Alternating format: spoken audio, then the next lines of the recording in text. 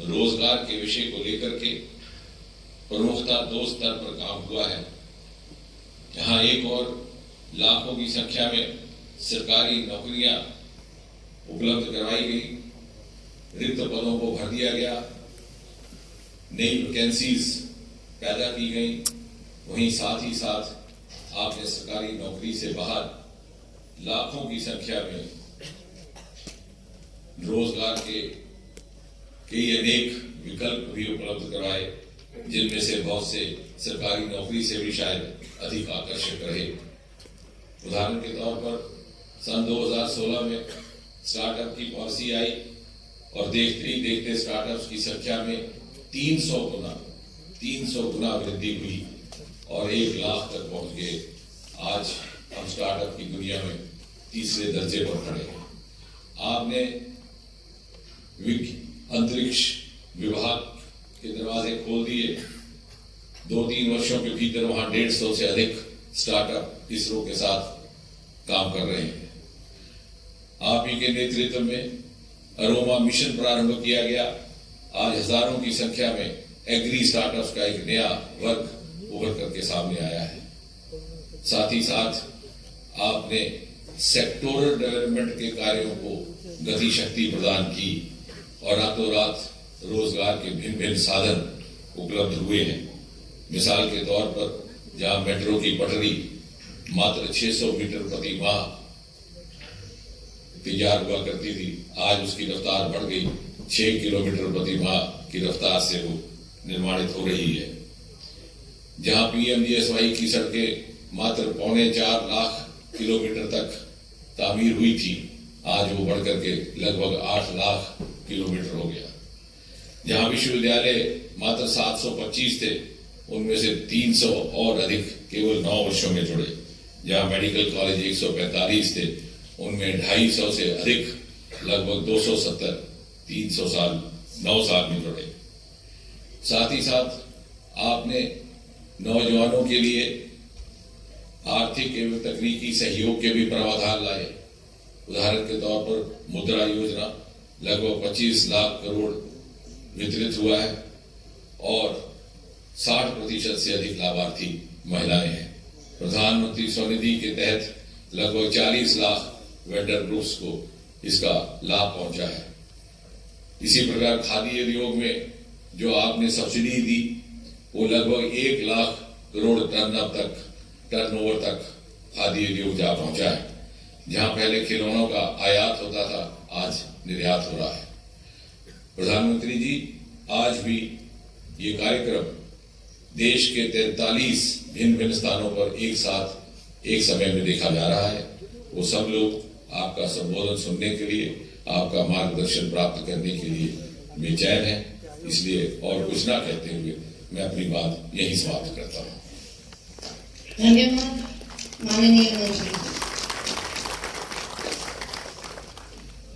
रोजगार मेले की आज की कड़ी, जहां एक और युवा उल्लास और उनकी ऊंची उड़ानों का संदेश लाई है, वहीं भारत के तेजी से बदलते स्वरूप, संकल्पों को सिद्धि में बदलने की गौरव यात्रा और सर्वस्पर्शी विकास की उपलब्धियों का संदेश भी लेकर आई है। इसी संदेश को सभी तक पहुंचाने के लिए प्रस्तुत है एक लघु फिल्म। कोशिश और लक्ष्य, जिद और जोश, उद्यम और उत्साह,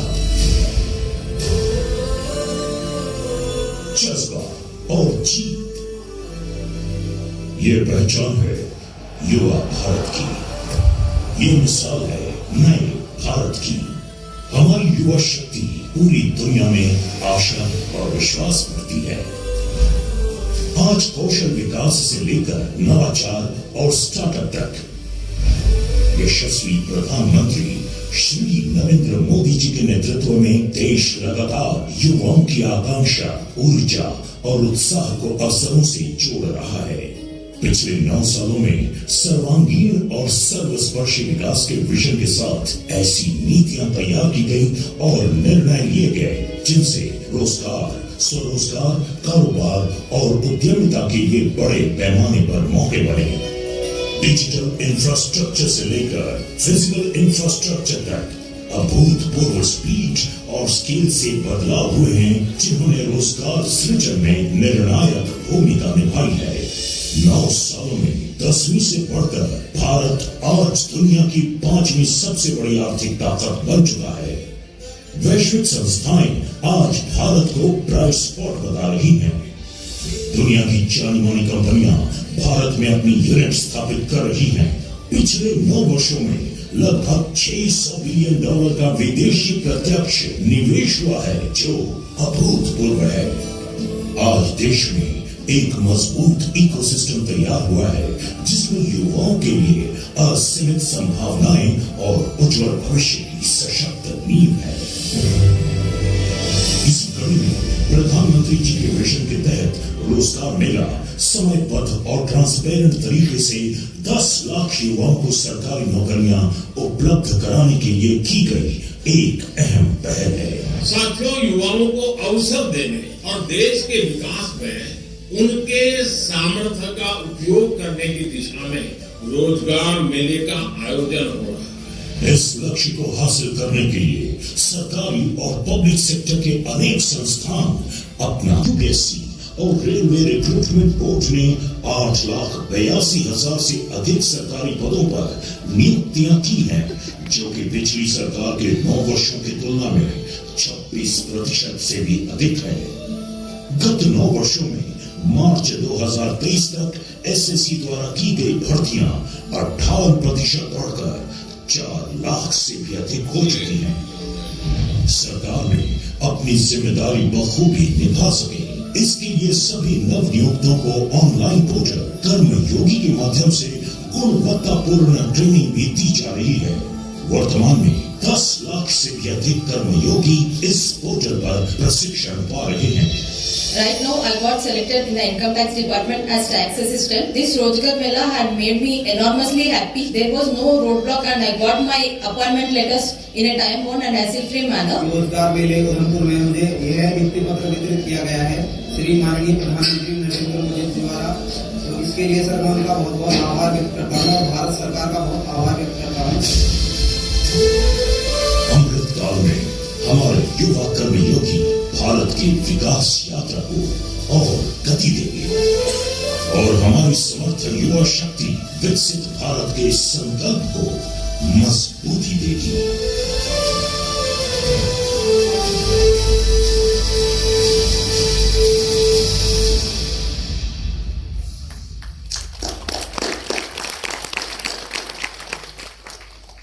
अब मैं आदरणीय प्रधानमंत्री जी से प्रार्थना करती हूँ कि रिमोट का बटन दबाकर नियुक्ति पत्रों के वितरण के इस राष्ट्रीय अभियान का शुभारंभ करें।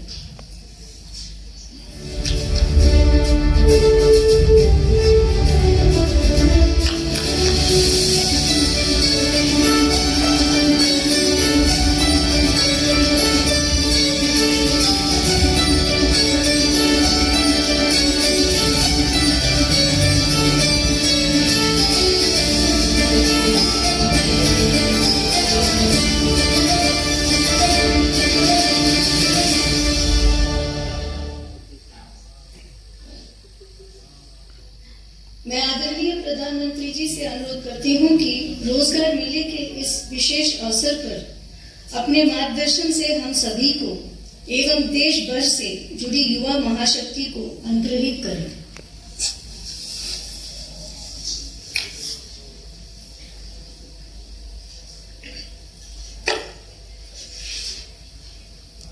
नमस्कार। राष्ट्रीय स्तर पर होने वाले ये रोजगार मेले एनडीए और भाजपा सरकार की नई पहचान बन रही है। आज एक बार फिर 70,000 से ज्यादा युवाओं को नियुक्ति पत्र मिले। मुझे खुशी है कि बीजेपी के शासन वाली राज्य सरकारें भी, सभी बीजेपी के स्टेट में भी लगातार इस तरह के रोजगार मेले आयोजित कर रही है। जो लोग इस समय सरकारी नौकरी में आ रहे हैं, उनके लिए ये बहुत महत्वपूर्ण समय है।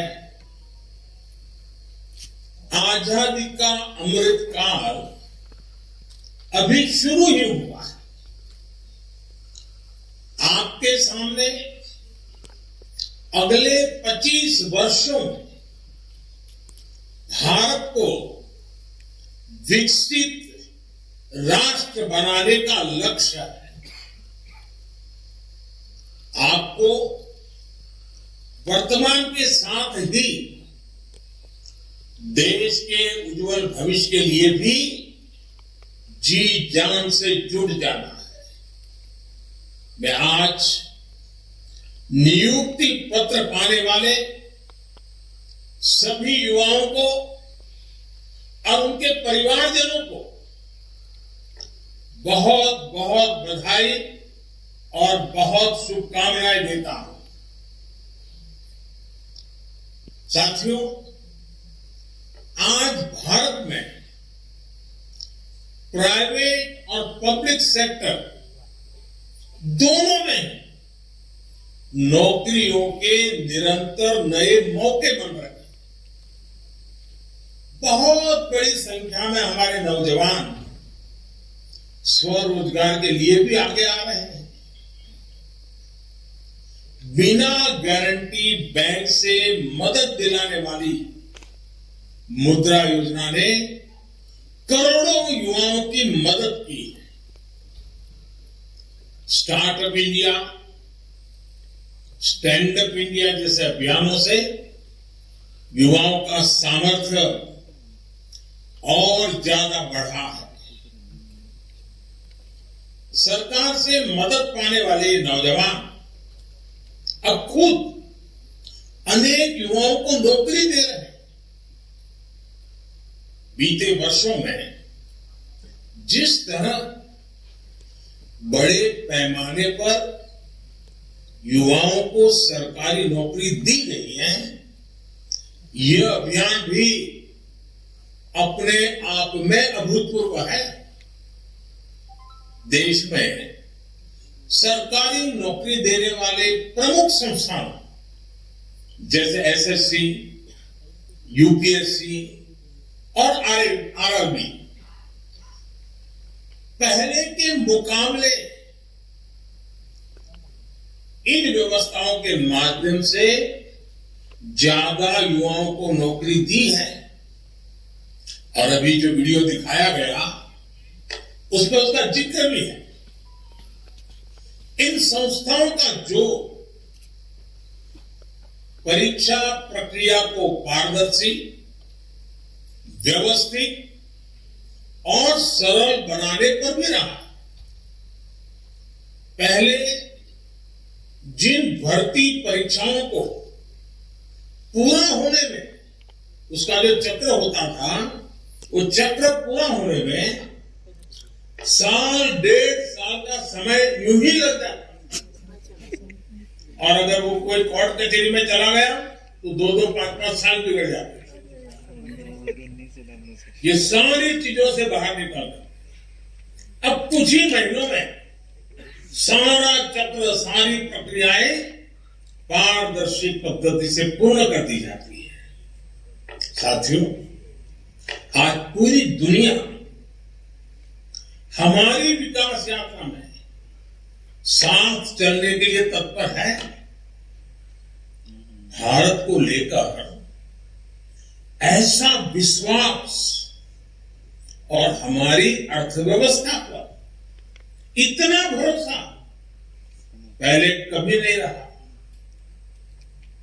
आप जानते हैं, एक तरफ वैश्विक मंदी, कोरोना जैसी भयंकर वैश्विक महामारी, दूसरी तरफ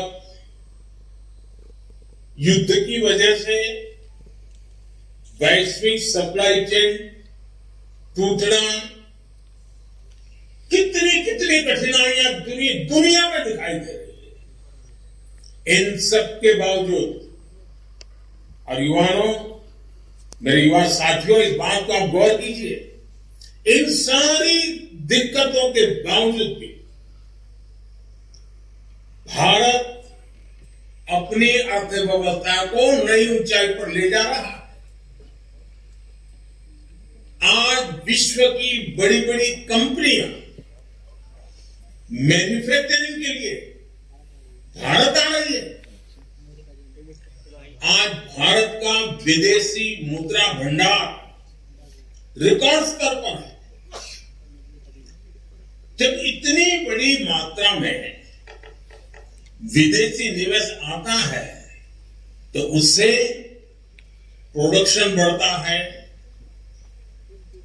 उद्योग का विस्तार होता है, नए नए उद्योग लगते हैं, उत्पादन बढ़ता है, एक्सपोर्ट बढ़ता है, और स्वाभाविक है बिना नए नौजवानों के काम हो ही नहीं सकता, और इसलिए एम्प्लॉयमेंट बहुत तेजी से बढ़ता है, रोजगार बहुत तेजी से बढ़ता है। हमारी सरकार के निर्णयों ने प्राइवेट सेक्टर में कैसे लाखों नए अवसर पैदा किए हैं। अभी हमारे डॉक्टर जितेंद्र सिंह जी विस्तार से वो एक एक वाक्य में ब्यौरा दे रहे थे, लेकिन मैं जरा एक उदाहरण आपके सामने रखना चाहता हूं। जैसे ऑटोमोबाइल सेक्टर, देश की जीडीपी में इस सेक्टर का योगदान 6.5% से ज्यादा है। पिछले कुछ वर्षों में भारत की ऑटोमोटिव इंडस्ट्री ने बड़ी छलांग लगाई। आज भारत से पैसेंजर व्हीकल दुनिया के कई देशों में एक्सपोर्ट उनका बढ़ रहा है।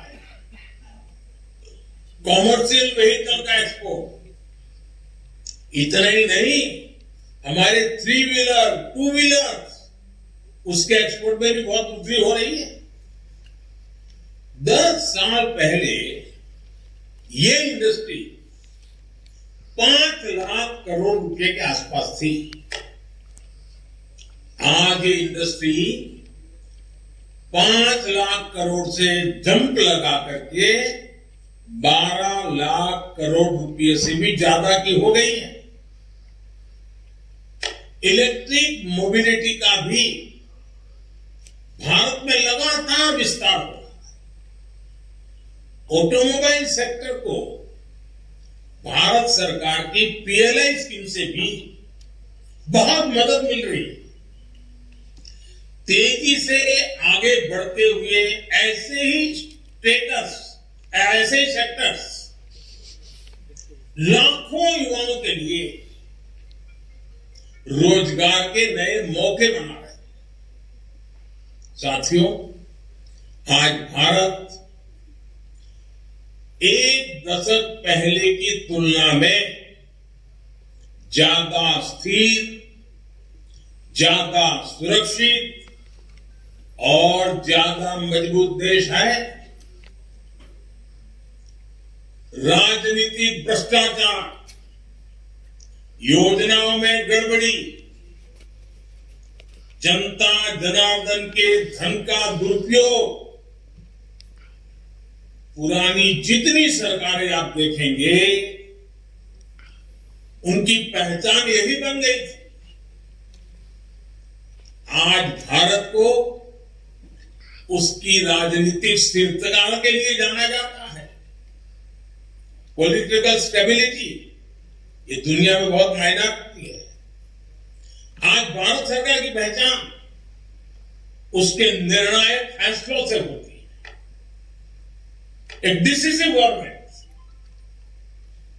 आज भारत सरकार की पहचान उसके आर्थिक और प्रगतिशील सामाजिक सुधारों से हो रही है।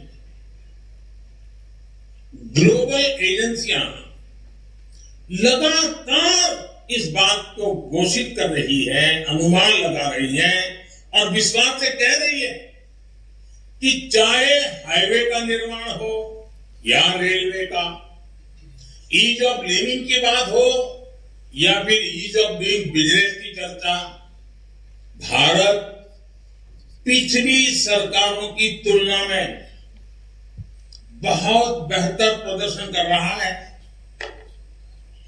बीते वर्षों में भारत ने अपने फिजिकल इंफ्रास्ट्रक्चर और अपने सोशल इंफ्रास्ट्रक्चर